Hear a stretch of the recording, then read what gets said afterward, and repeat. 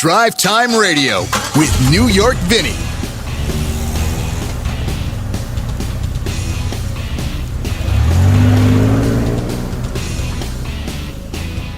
On this week's edition of Yo, Vinnie, what are you driving this week? What about the show? Yo, Vinnie, what are you driving this week? Have a little fun. It is a fun day here out at the... You're listening to Drivetime Radio.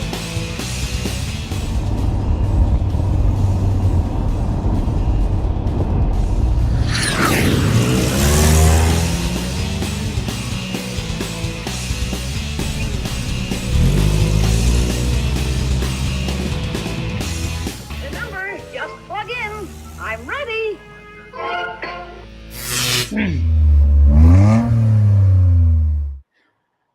And we are ready. Yes, we are ready to go. A few minutes later, past the hour of 11 o'clock, but it is Drive Time Radio.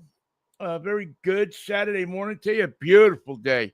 Beautiful day here at the studios in Edmonds, Washington, where this show emanates from every Saturday, as well as Mikey and Vinnie. Half from here, half from Pasadena. Hope you had a good week. Hope that you're, kind of catching up with your post July 4th stuff. You know, a lot of people took off.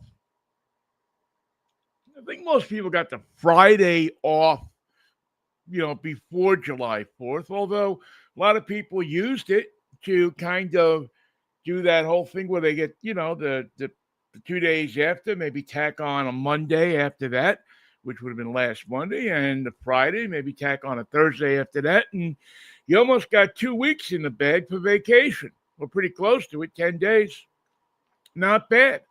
If you, and the weather has by and large cooperated. So this is what I like to call driving weather, okay? This is the kind of weather where when you come home at night, you don't say, all right, let's turn on the TV and watch 90 Day Fiancé or something like that. No, you come home, you drop your stuff off, you wash up, you throw your tools in the garage, whatever your particular bag is, and you say, come on, let's get the kids, or let's you and me go out, get in the car and go for a ride. Let's go out and get some burgers, go up to Dick's, go to Herfy's, go to, one of the places that people with nice cars frequent, not just on weekends, but on weeknights as well. It's like you can't wait to get home, get that feeling of freedom, which is, of course, accented by getting in the car and going out, even if you just like I do a lot of times, just go down to the waterfront in Edmonds or to the park, or somewhere where you're at least out of the house. You're not, you got a radio with you. So if you want to listen to the ball game, or these days you have your phone with you. If you want to watch the ball game, you can do it. You don't have to stay pinned in front of the television set inside the house. Or, at the very least, you come home, you get back in the car, you drive down to the supermarket, and you grab a couple of steaks or a pack of hamburgers, throw them on the grill, and you're ready to go. It's that kind of time of the year, which is, what did War say in the song? 'Cause it's summer, summertime is here. Yes, it's summer, my time of year. And it's so true. And up here in the Pacific Northwest, because we don't get as many days as our brethren on the more southern parts of the East Coast, you got to enjoy them. You got to get out. You got to, you just got to roll them windows down. I mean, not the air conditioner, roll the windows down. Let the wind blow back your hair, and enjoy it. Because it won't be long. And I was saying this yesterday when I was driving with my daughter. It won't be long until we'll have those 4 o'clock dark days back again. Those days where it's 3:30 and it's been raining for a week and it's dark. So let's not even think about that right now. Let's think about the great stuff that is going on and that we are getting to enjoy. And part of that enjoyment, I always say, is getting out in the car and getting out and going places that you might normally not have gone.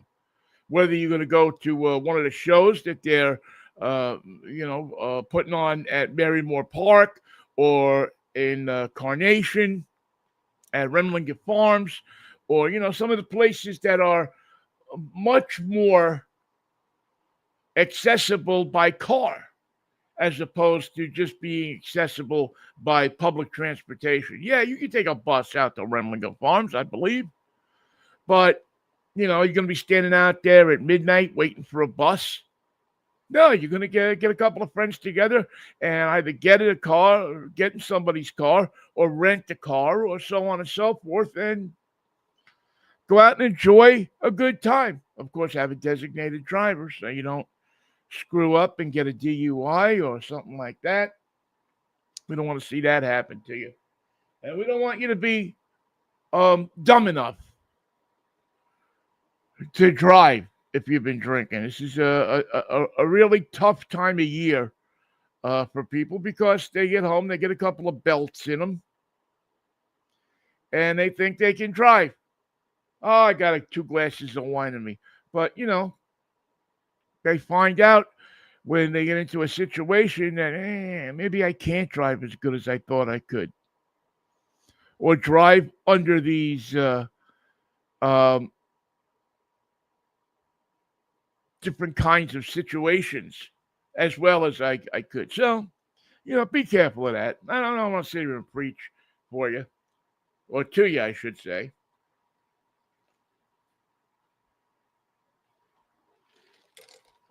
Sorry, I've been running a little late this morning, so I have to get my caffeine in, or else by the time the end of this show comes, I'll be slogging it.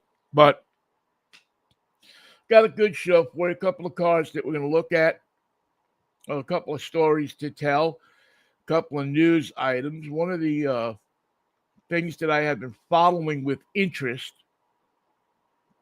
and I think we've all been following it, or most of us that listen to this show have been following it, is all of this stuff around right to repair laws that are going on in our state and in our country, really. Now, years ago, when my dad owned his gas stations and I owned an auto body shop way back when, there was nobody was worried about right to repair. The manufacturers pretty freely gave over the information about parts and labor costs and operations and repair stuff in published manuals, the Motors manuals or the Shilton manuals. And any repair shop could get one of these manuals, and you could get the part numbers and the price of the parts and the cost or the time it would take to perform that operation, whether it be R&R or remove and replace a fuel pump. And then there was the repair manual that they would publish, and that would give you detailed instructions on how to do it. So that if you were a less than, or if there were certain techniques to doing things, I remember on some of the older Buick V8 engines, when you took a fuel pump out, the fuel pump, it was a mechanical fuel pump. It had an arm that went into it, and that rode on the camshaft, and it moved up and down, and it pumped the gasoline into the carburetor. All things that you would probably never see today, but back in the 60s, 50s, that's how they built cars.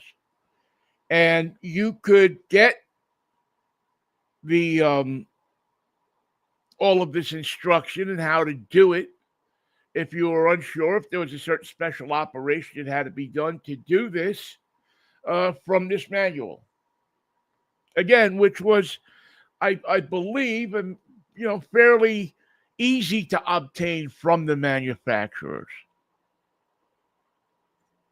But as with everything in our modern times, life has become more complicated.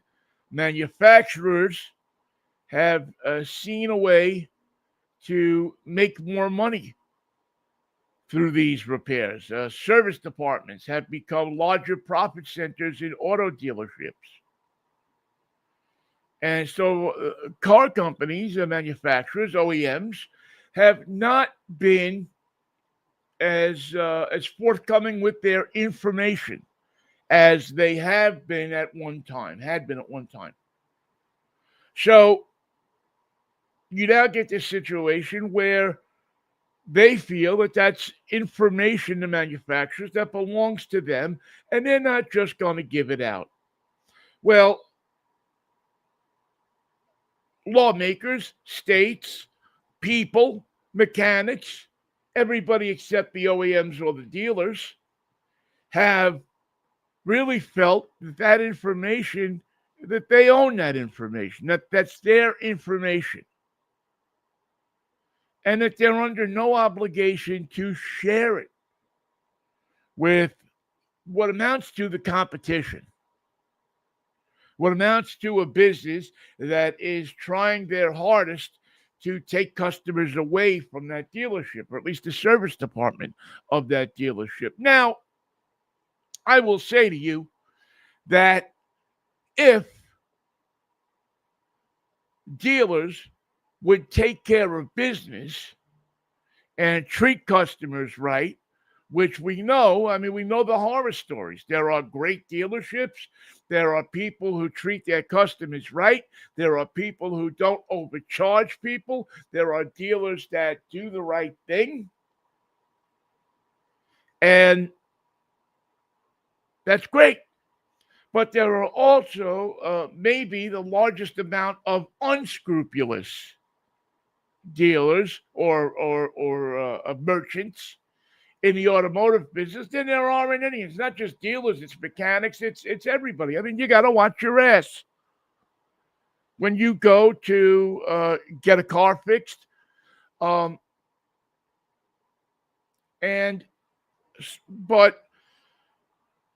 the dealers now want to make this information, which used to be available for a nominal fee from, again, firms like Motors and Chilton and different processors of aggregators of this information.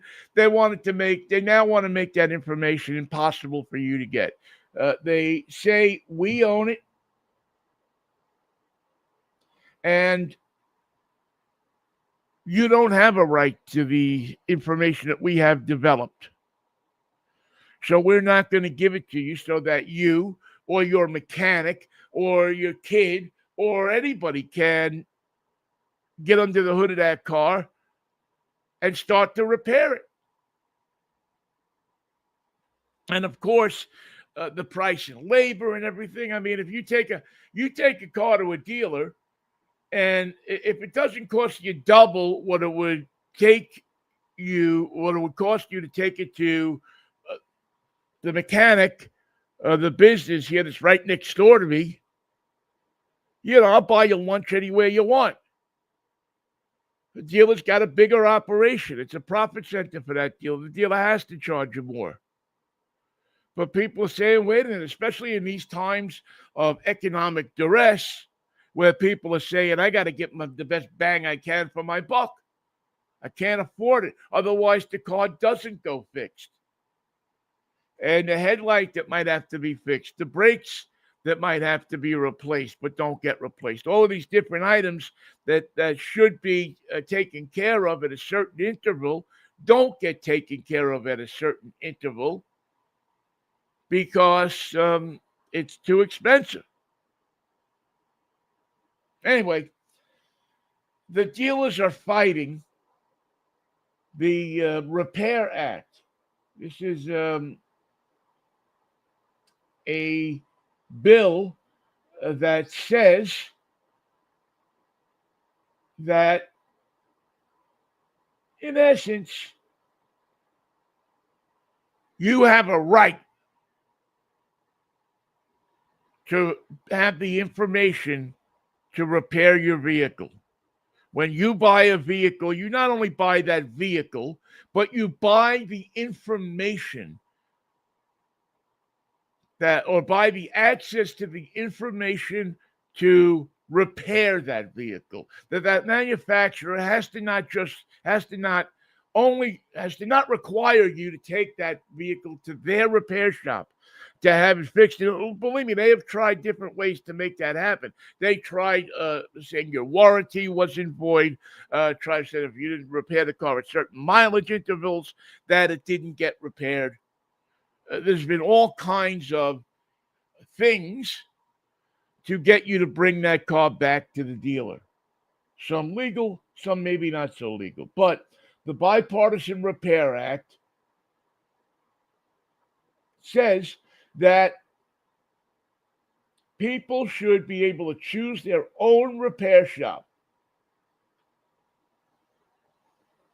or have access to their own vehicle data.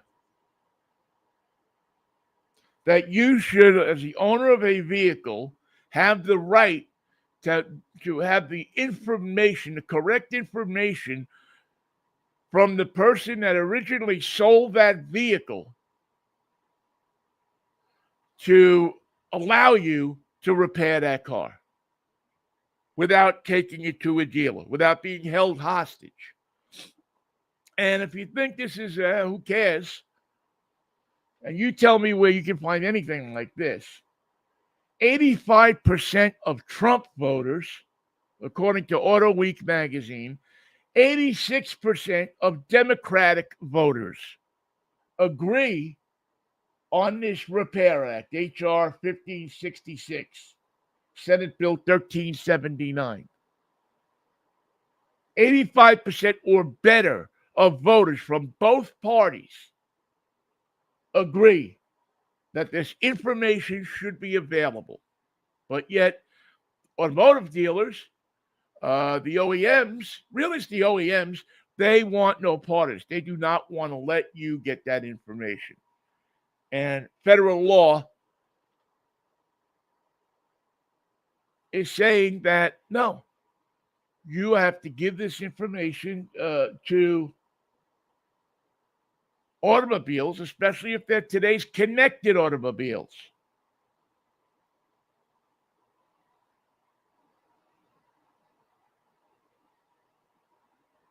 Somebody, and again, it goes back to money, it goes back to profit. It goes back to how much the profit centers, how much of a dealership's income, how much of a dealership's profit comes from the service department.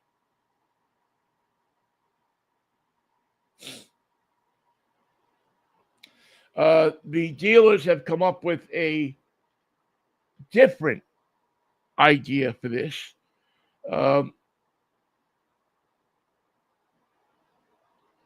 The Auto Care Association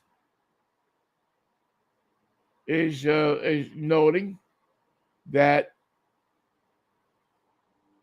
the OBD ports in your vehicle, which if you're using, for those of you who may not know, it's that thing that you plug in one of those scanners and it can tell all the information about your car, put it up on a screen or on your phone and say, this is wrong, this is wrong, this is wrong, that's wrong. In some cases, your vehicle, if it's a serious enough problem, will not operate without that code being cleared, being fixed. In the age of the modern vehicle, maintenance and repair data is transmitted wirelessly to vehicle manufacturers and really nobody else. Unless you have a way to, basically pirate those OBD ports.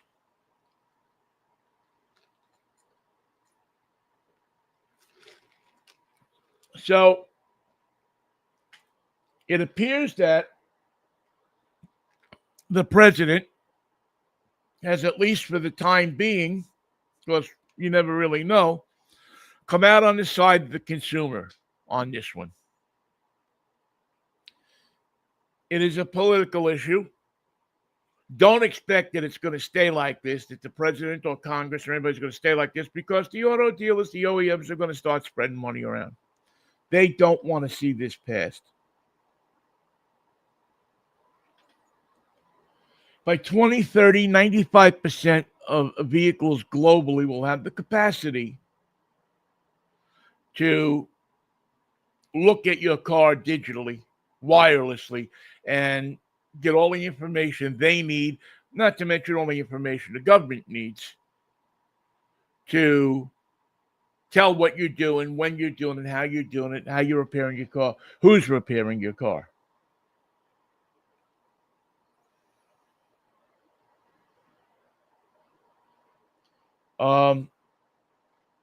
There was and the way this actually all really came to light was about this guy up in Wyoming, Troy Lake, who had pleaded guilty to violating the Clean Air Act. He disconnected emission systems on large trucks.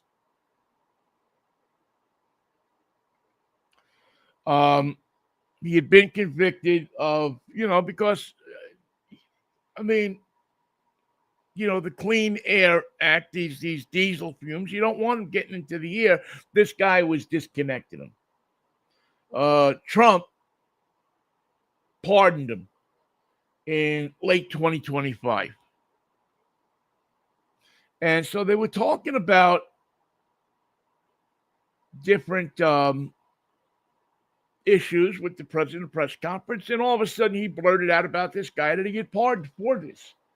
And of course, the reporters started looking into it, and Lake and his company, Elite Diesel Services, had told their employees to disable the computerized onboard diagnostic systems on at least 344 commercial heavy-duty trucks. According to the U.S. Attorney's Office, a study of the effects of tampering with these 344 trucks showed that conspirators in this case caused an illegal increase in pollutants of at least 1,300 tons of nitrogen oxides, 30 tons of excess non-methane hydrocarbons, 600 tons of excess carbon monoxide, and 30 tons of excess particulate matter. So if you lived in Wyoming, chances are, for all the jumping up and down you want to do about living in a clean air state, oh, I don't live in Pittsburgh, or I don't live in New York, look at the air there. I live in the wide open spaces where the air is clean.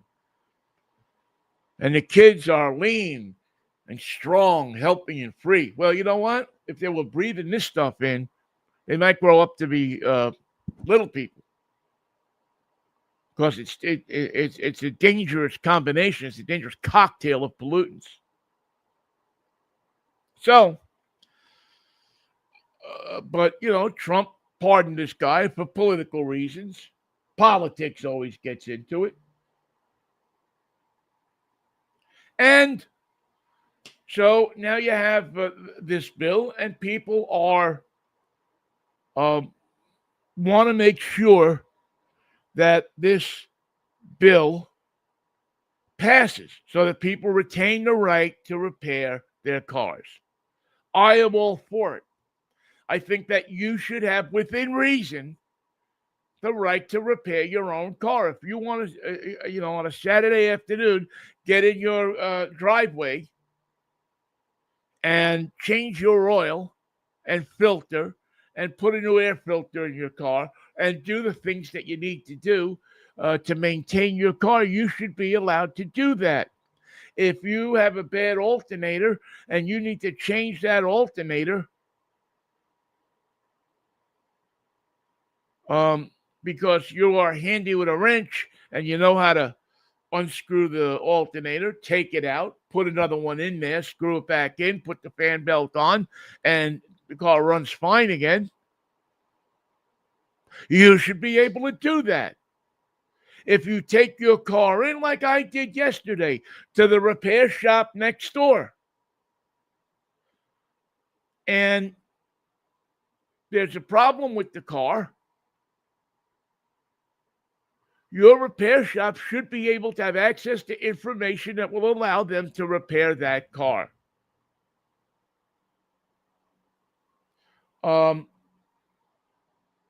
It's just what you get as part of the bargain.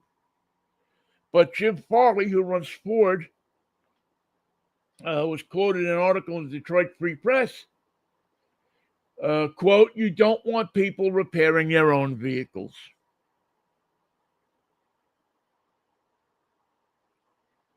And now Ford kind of backtracked on that statement a bit, saying, well, really for warranty work, which I don't have a problem with.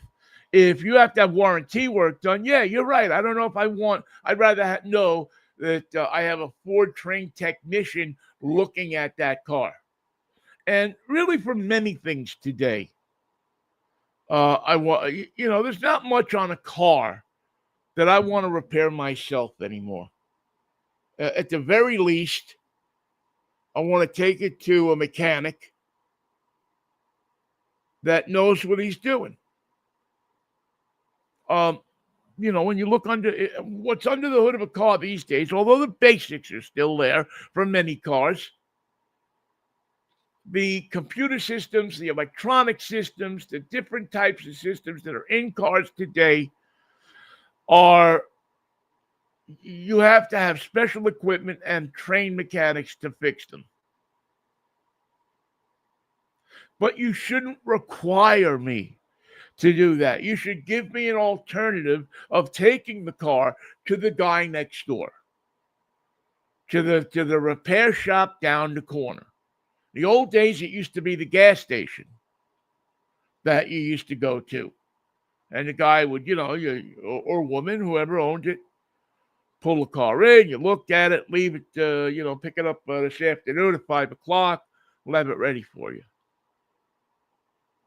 But that's when things were simpler, people were shorter, and they lived nearer to the water.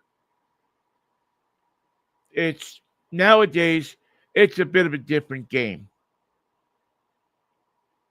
But yet, I still want that option of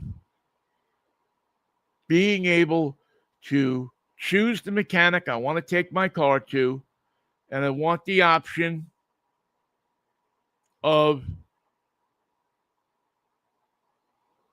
being able to fix it myself if I feel capable of it, and having access to that information. So we'll keep our eyes on it.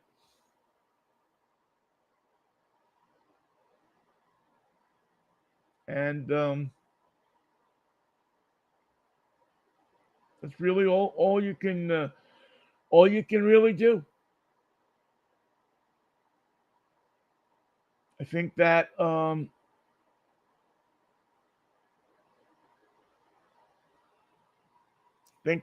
this is going to be more and more larger of an issue as time goes on.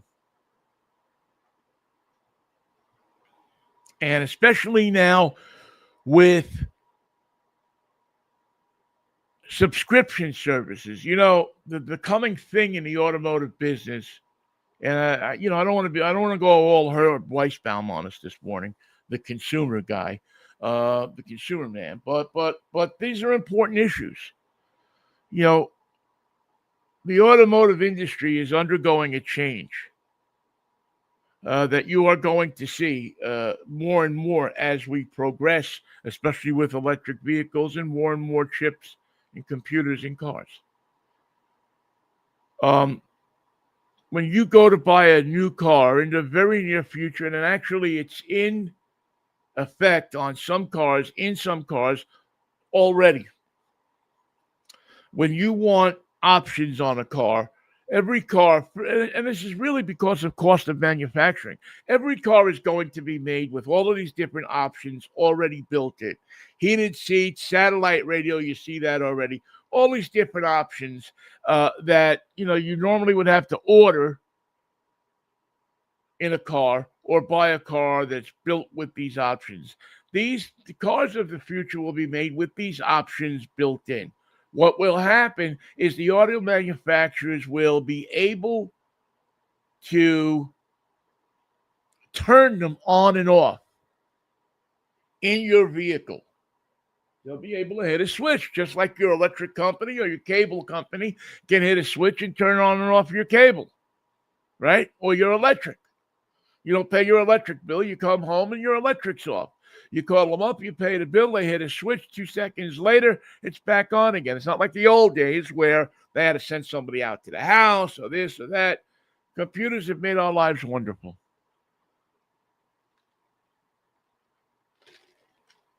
But what's happening now is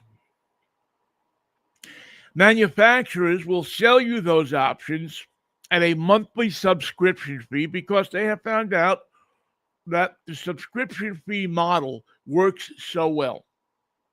And where did they get the idea from? Streaming. They looked at all these streaming services and they said, well, if people will pay $9.95 a month for Netflix, maybe they'll pay $2 a month for heated seats. Maybe they'll pay, $1 a month. And this is probably the most bizarre part of it. If you buy an electric car, maybe you'll pay $20 a month to have the range in the car extended.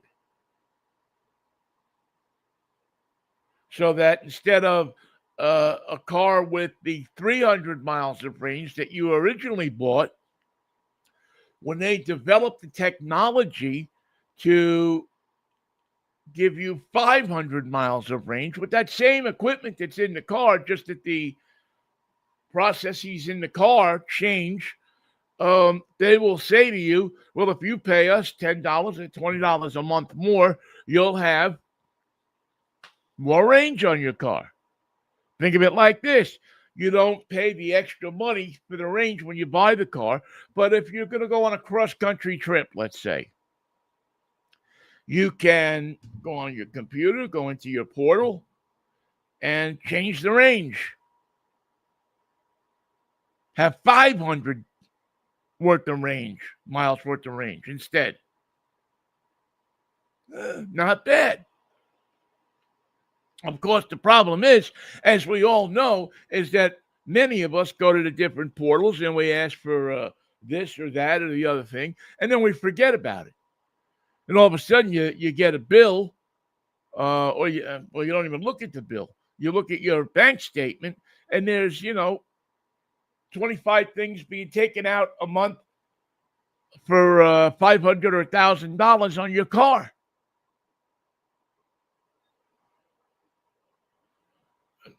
In some ways, it's what the car companies are banking on, that you're not going to notice those subscriptions.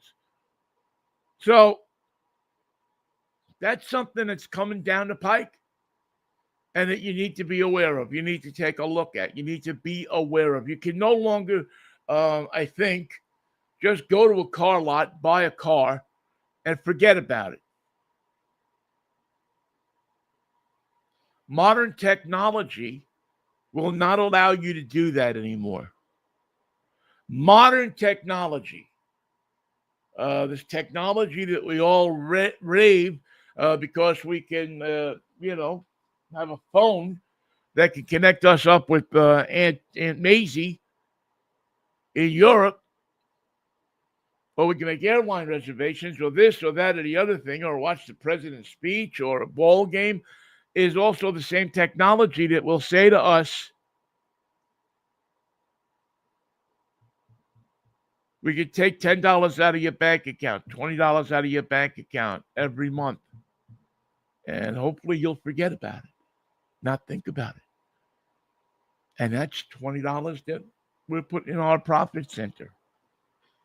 So it's something to think about. One of the great things that's going on, going back to talking about driving for a second, is this is the time for cars and coffee.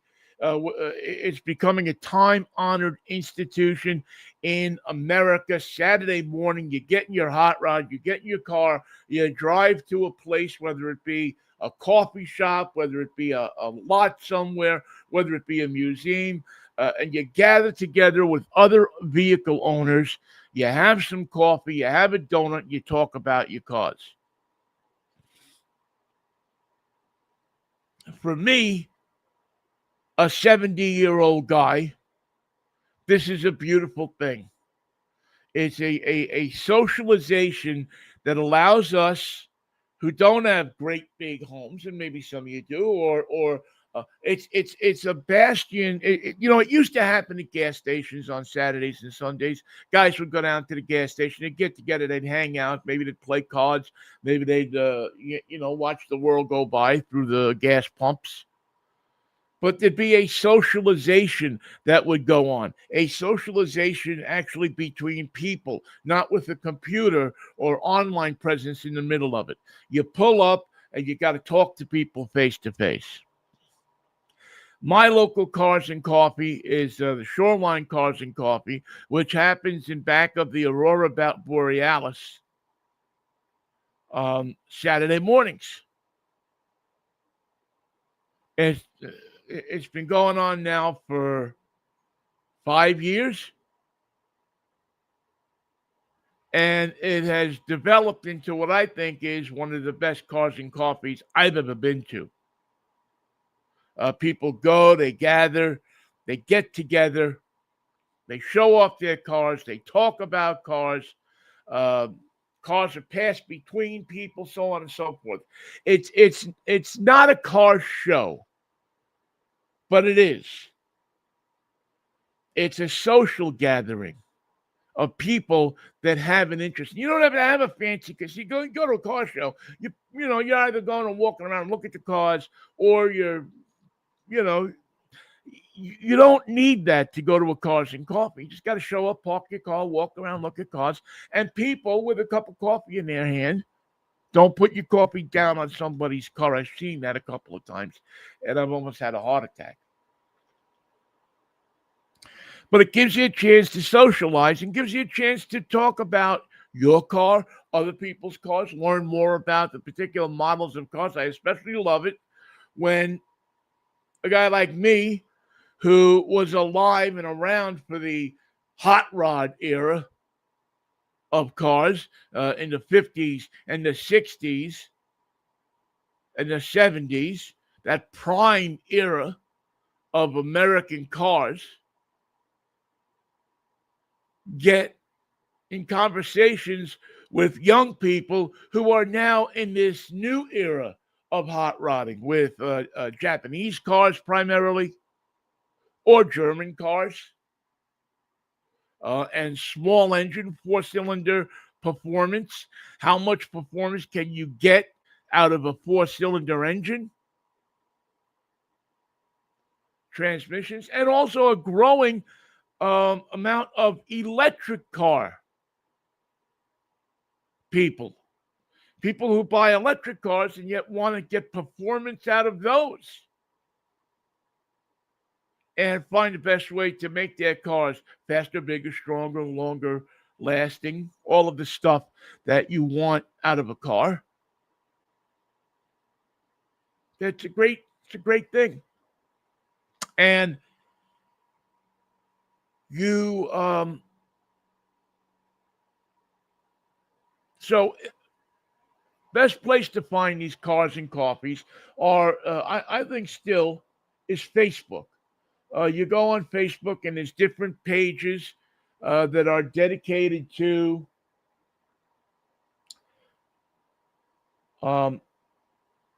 the advancement of this sport. and this hobby.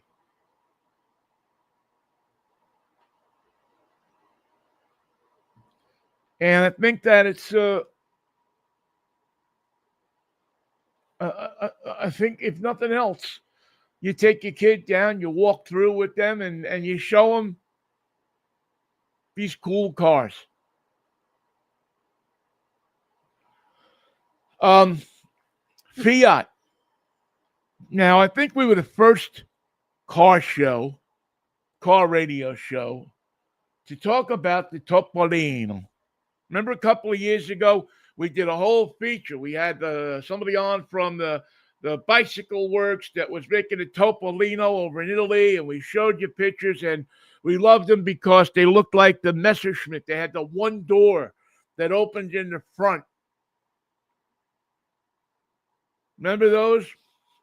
Go on the YouTube channel, and while you're subscribing, go back or Google the Topolino and New York Vinnie, and you'll see it there. Well, Fiat, who I believe purchased Topolino not too long ago, has said that they are going to import the Topolino EV to America.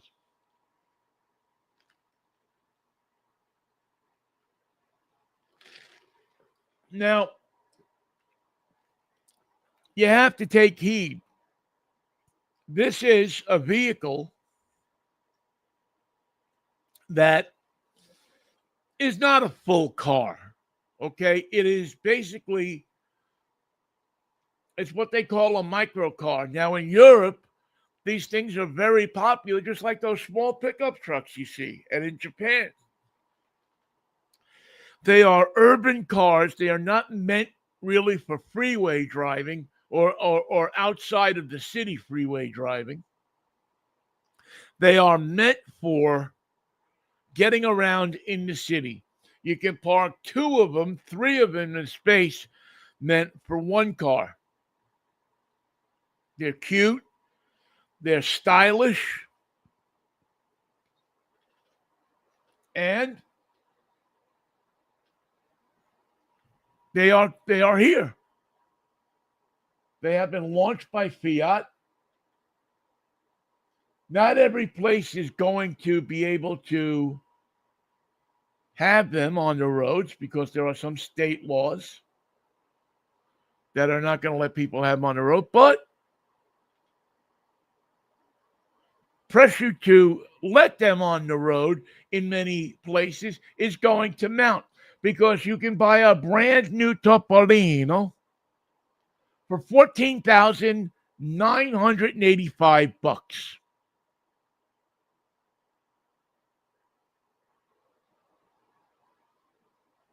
There is a beautiful version of this car that's a sedan, and then there is an open top version. Weighs about 1,000 pounds. That has estimated range of about 46 miles, and it goes 25 miles per hour. So you'll be able to use this thing on the city streets. It's really intended for people that live in communities that, these planned communities like in Florida, beach communities, places like that. You'll be able to, as a matter of fact, let's see if I can get a picture of one.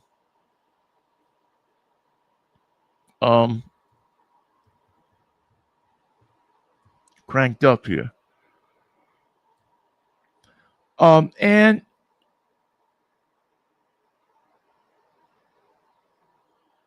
I just think that I think they're the cutest thing. 8 feet long,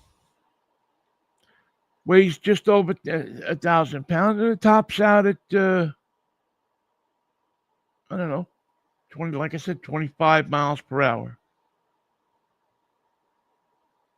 It's a sharp car.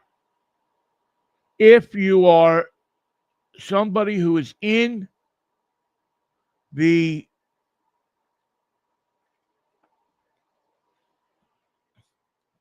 realm of a local vehicle. If it's a second car, it's a car that you can, if I live in Edmonds, okay, I have a pickup truck, let's say, or something like that. For $15,000, I get a Topolino. Don't say Topolino.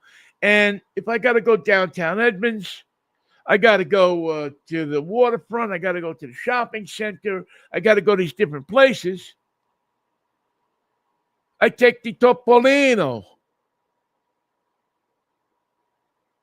And I can park it downtown. I can park it in a parking lot. It's an easy to get in and out of. And again, don't be fooled into taking it on the highway. It's not meant to do that.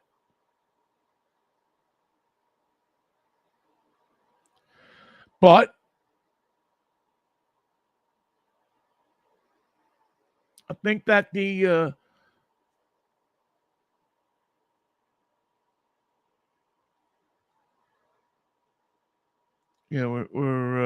think we're coming up with it now for you here somewhere.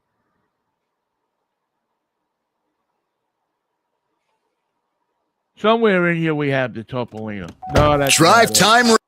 Take that out. We don't want that anymore. We played that already. Let's try it again.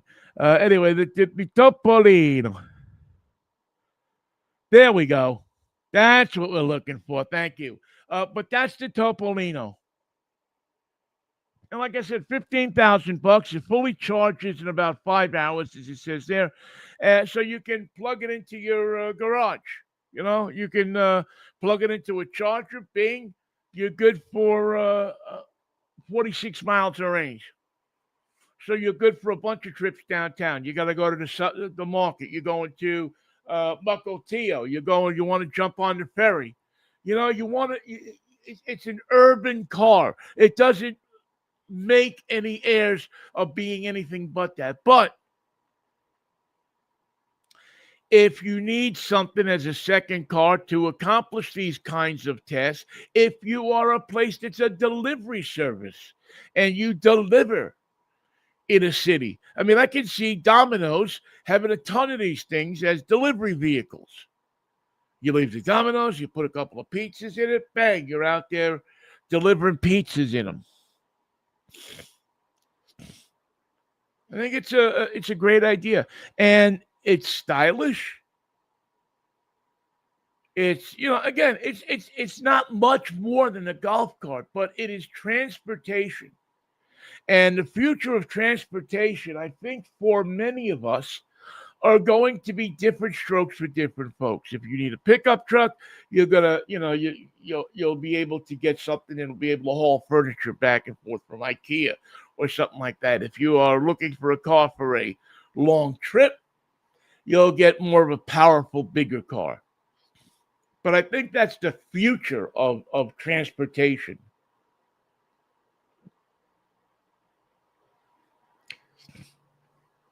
And I think that this is something. And again, if you need a car to get to work, and your work is you work at late at night,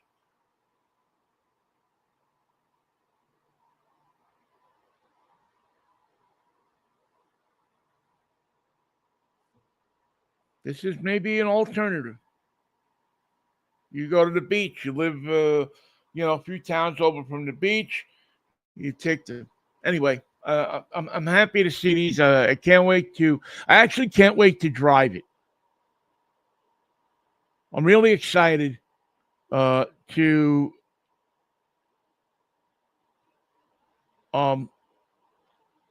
drive a Topolino.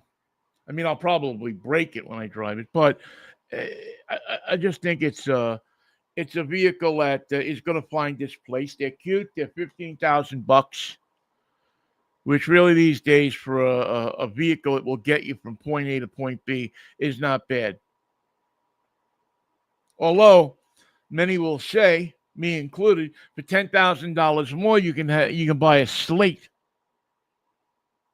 which is that little electric pickup truck that's already starting to hit the streets in some places, manufactured in Indiana, and I think is going to be a, a, a, a big hit. I think people are going to look at this Slate and say, I can buy one of these with crank windows. I can buy one of these without all of the fancy electronic stuff. I can just buy one in any color I want for an added $500 for the wrap that you put on it. You have a business, you have a delivery service, you have, it's a perfect vehicle for somebody who wants a vehicle that's under warranty, that will haul stuff from Home Depot or from the supermarket or this place or that place.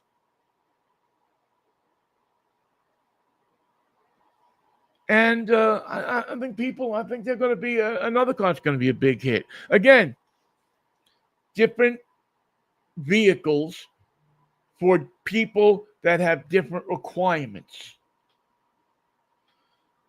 I've always thought, and we're going to get to our Yo, Vinnie, what are you driving this week in just a second, but I've always thought that where we missed the mark is all of these people live in a cul-de-sac, okay?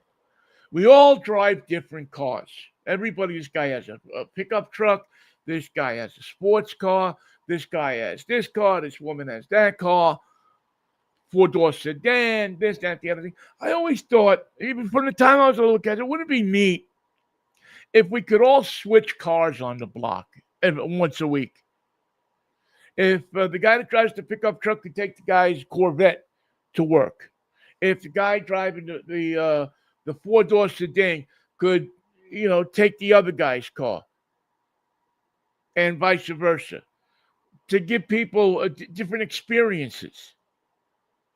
And I know it's the lunatic ravings of a kid who's probably spent a little too much time in his room or playing behind the wheel of a car when he was a little kid back at his daddy's gas station. But it was an idea that was always in my head. Why are we limited to just this car? And why can't we work a system out where if we all are neighbors and we all know each other and we all live close to each other, that we could switch cars and get different driving experiences instead of getting in the same thing every day and being bored? So maybe something similar to that is going to come to fruition. Maybe we're going to see something like that in the not too distant future. I hope so. I think that would be, without a doubt, in my mind, something worth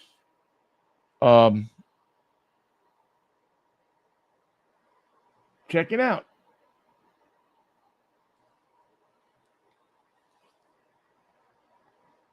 All right. What do we got here?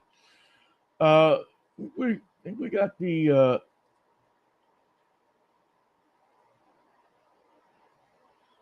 Mazda CX-50,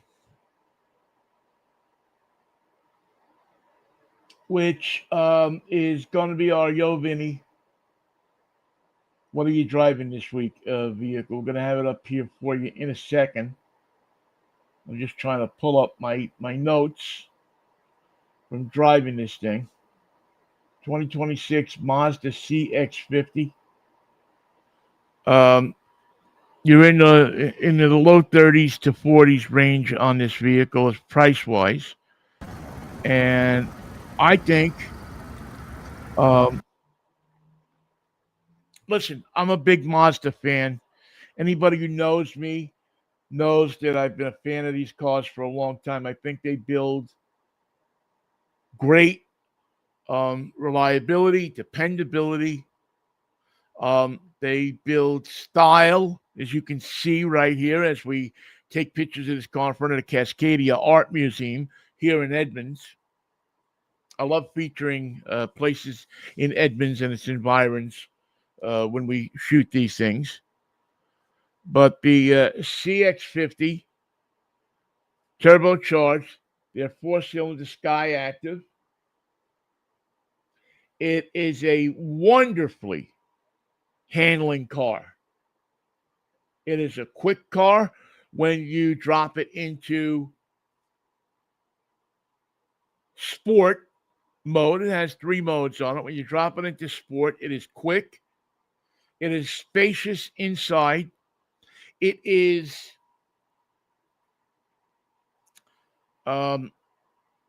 comfortable. The interior of the car, as you can see here with the stitching and the material used to upholster the seats, the support in the seats hits way above its weight. It really is one of those cars where you sit in it and you think you're driving something that's worth a lot more money. It's almost Audi-esque in its comfort. And they've really done a nice job. And it has some, not all, but it has some off-road capability. If you're going to think about something that can take you lightly off-road,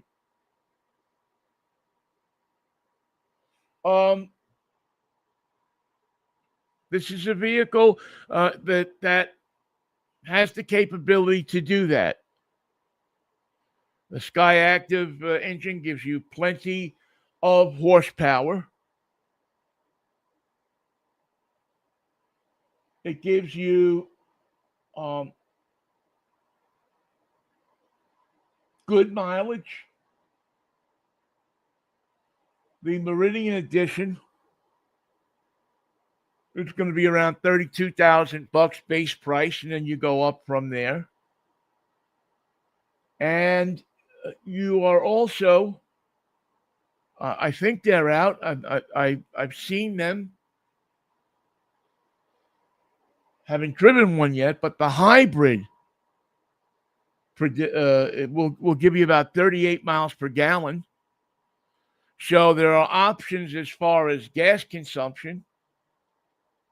But again, what I like about this car is it's the package. It really is. It's the whole package of what you want in a crossover, in a smaller crossover.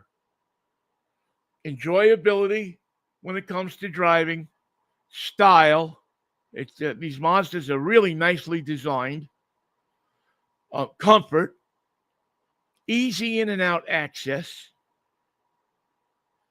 enough cladding and chutzpah to take it off road, enough power in this vehicle in all-wheel drive to get you through situations. You're not going to go rock climbing in this thing, but it's going to get you through some puddles without ripping the bottom out of the car. And it's going to be a very civilized vehicle to show up at, the golf club. You can pack, the country club. You can pack golf clubs in the back of it. It has a nice amount of room in the back. You can, as my friend Tom Volk says, you can pack tons of toilet paper in the back of it. Mazda, and we got a dealer right up here, Mazda. Doug's is close to my house, so I see them a lot. There is a good solid buy right now. They have discounts on them, some rebates, some low financing, all come together to make this an attractive deal, a stylish car that gives you good driving dynamics with an attractive deal. It's not a bad thing when it happens. If you haven't driven a Mazda yet, I know that you're starting to see more and more of them on the road. I think a solid car. And I just think that, I've looked at a number of reviews. the manufacturer of this vehicle, the fit and finish, everything fits together, nothing's falling off. It's just really a well-constructed, solid vehicle. As a matter of fact, I haven't driven a Mazda yet that I think I don't like, except for that electric one that they put out a few years ago that gave you like 6 miles of range. But I'm a big fan of this Mazda, and we'll have more on it. We're going to take it up to the Joe, I think, later today and put it through the test. But again, a vehicle that at first blush, as you get into it, looks stylish. As you drive it, it feels comfortable. It engages you when you drive the car. It doesn't feel like you're driving an appliance. It feels like you're driving a car. It's not a Miata, but it's got a little, you can feel a little bit of Miata in there when you're driving it, you know? Oh, man. All right. All right. We'll take that out. We'll put me back up, and we'll get ready to wrap things up. As I said, the the only other thing that I did want to mention the warranty on it, 3 years, 36,000 miles, which is comparable to about everybody else in the business. And it's something that I think you'll enjoy. All right. I think that's one thing to be very careful of if you're going out there driving this week is Route 2 between Monroe and Leavenworth or Wenatchee. Be careful. They're doing a lot of work on it. So they're trying, they have it closed at times, long waits. If you can go around and go up through Blewett Pass, that's something that you should consider. Please also be careful if you're going out that way. The central part of the state is burning. Our friends out at Blueberry Hill Farm, I'm thinking about them and hoping that they are weathering the fires well. If you are heading out to that area and you're going to park your car or something, please make sure you're not parking on top of dry grass. Please keep an eye out for cigarettes that you might throw out of the car or anything flammable. There's already been a death out there. We don't need more. And really, a shout out to the fire personnel and the police personnel that work out there and that are trying to handle an impossible situation. And don't add to their problems. Think a little bit when you park. Think when you drive over, especially if you are somebody who is going to take a Mazda like this and go up into the woods or think about it. And try to, try to be careful. Try to be considerate when you're parking, when you're throwing your trash out, when you're doing those things that can seriously affect other people. When you do a barbecue someplace, make sure that your coals are out if you're using coals. If you're using charcoal. Does anybody still use charcoal to barbecue anymore? But make sure that you do those kinds of things so that we don't wind up with a horrible fire season, which is what it looks like we're headed toward because of the weather and it not getting the amounts of rain and snow that we should have gotten last winter. All right, enough preaching. Please slow down in work zones. There's a lot of work going out. This is the season. And don't forget that many of these municipalities, many of these places have work zone cameras. up and running. If you speed through a work zone, you're a douchebag. All right? Hate to say it, but if you speed through a work zone and you put people's life in danger because you want to get someplace 5 minutes faster, you're run the risk of killing somebody.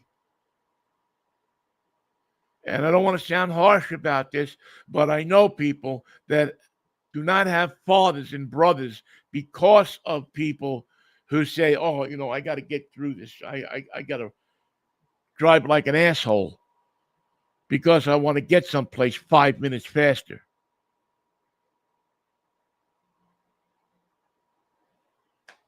All right. That's it for Drive Time. Thank you so much for listening to the show this week.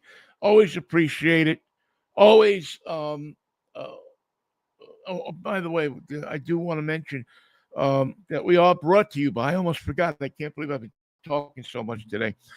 We are brought to you by George Jackson Promotions. George, if you need T-shirts, if you need back-to-school items, if you need promotional items for your business, GJ Promo. Google it, put it in your computer, go on Facebook, go on any of the social media options, and you'll come up with George Jackson Promotions, GJ Promo. He's the best. What he says he'll do, he does. He knows the meaning of service. You're not dealing with somebody where you're just one of a list of orders that came in over the internet. They know who you are. When you deal with George Jackson, you talk to him. You say, George, when will my order be here? He will say, Vinnie, your order will be here Thursday. And it'll be there Thursday. He's that kind of guy. He's going to give you a good price on the items that you need for your golf tournament, for your little league, for your athletic department, where you're giving out calendars or this, that, or the other thing. Jackets, T-shirts for reunions. He is the man. He's the guy that can get you this stuff and get it done for you. So please, if you need this kind of stuff, go to gjpromo.com, give him a ring, get his price. I'm sure it'll be better than any other price you get, and I'm sure you'll enjoy talking to him. George is a long-suffering Pirates fan. So for no other reason than that, he deserves your business. And he also sponsors this show and has for several years. So we appreciate George, and we appreciate you. Thank you so much for listening to the show. Be safe out there. Wear your seatbelts.